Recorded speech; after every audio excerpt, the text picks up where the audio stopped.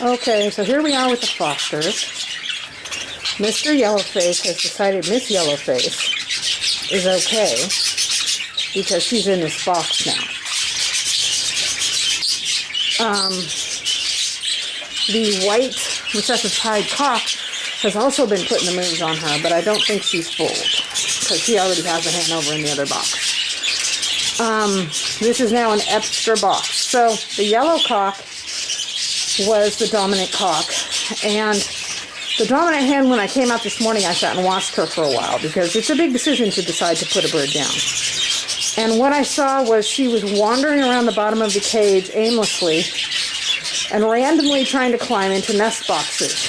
Now, hens do not make mistakes about which nest box is theirs and which one isn't. So that told me right there that she was delirious.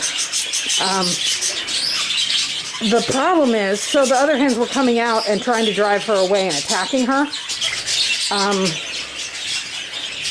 Because, you know, they haven't picked up yet that she's no longer a threat because she was terrible to them for the last couple of weeks. So I took her out and I euthanized her, and her cock had decided that in that box over there, that was where she must have gone. And he was standing outside the box squawking and not letting the hen come out to eat and not letting her cock come over to feed her because he was sure that his hen was in there somewhere. Clearly this is a little disruptive. So I pulled him out and I put him in a holding cage, and I'll leave him there for a couple of days until he wraps his head around his loss. And then I can either keep him out or put him back in here with another hen. But I fear at this point another hen would be so far behind that it wouldn't work. This little girl right here is ready and raring to go. You see how fat she is? Her little crop is sticking out. She's going to lay an egg any day now. She's been waiting forever to get in this nest. So I think she'll catch up enough so that I can use her as a foster with chicks that are just slightly younger than the other two boxes. But if I tried to put a new hen in here, it would take her 2 weeks to get in there and get going. And by then, she'd be so far behind everyone else, I'd have to clear out the entire cage to let her finish raising those babies. Because you absolutely cannot move a nest box with live chicks in it. The hens mark which box is theirs by where it is, not by what it looks like. So if I were to take any two of these boxes here and switch places with them, the hen that was over there would know that that box is hers even though it doesn't look the same anymore. But if I took that box and put it on one of these cages over here, she would kill all the babies and eggs in it because she would think it was not hers. So I don't think setting up a last pair right now would be any good. So I'm just going to keep him out. Maybe I'll set him up with his new girl in the holding cage, and they can go next time around. So that's what's happening with this. I expect this little girl to get on with this pretty soon. However, I did lose a foster. At this point, I have a lot of eggs that she was supposed to take care of. So I'm down to only 2 viable fosters. If she puts this together, she's going to be taking later eggs, not current eggs. And I'm about to start hatching out chicks any minute now. And I do not like to cull eggs that have a formed chick in them. I cull eggs when there are a bunch of little veins in a spot, not when they're going to hatch within the next few days. So I now, I've always kept my nest culled down to 3, and I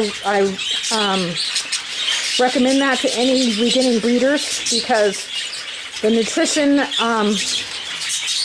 required to get these birds to be able to raise more than 3 chicks it's a lot. So I wasn't going to try to increase up to 4 chicks this time, but necessity leaves me no choice. I'm going to move her last 3 embryos over, actually her last 2, because I'll leave her with 4. This box probably has an extra embryo. This box definitely has an extra embryo. This one has 3 extra embryos. This one has 4. This one has 1 extra. This one has 1 extra.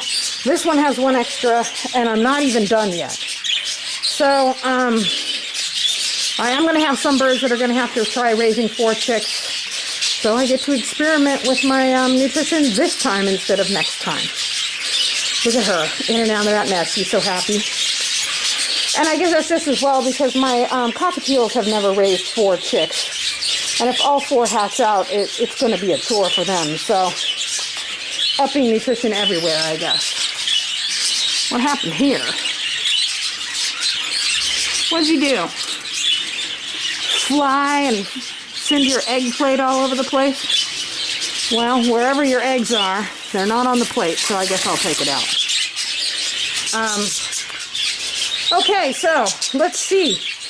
One of the reasons I put these hatch dates on here is because it tells me when to start checking for live chicks, because I need to record when they hatch, so I have birth dates. And because early on, if I have to move chicks before they're banded, their birth date is everything. So, this is the day before their hatch date.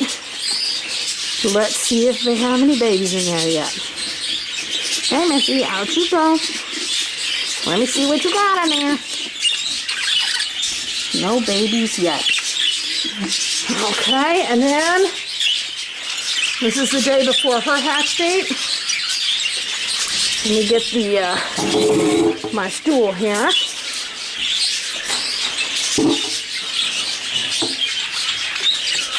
And let's look and see what's happening here. See, both of the birds are gone, which indicates that there might be a live chick in here now. Or at least one that's talking at them out of its shell. Let's see what we got. No live babies yet. So the reason they're both in there is because they can hear a baby 24 to 48 hours before it hatches. It's peeping at them through the shell of the egg. So that's why they're in there. Because they can hear it coming. But no babies yet today. So we will check again tomorrow. And that is the news for today. Look at these two.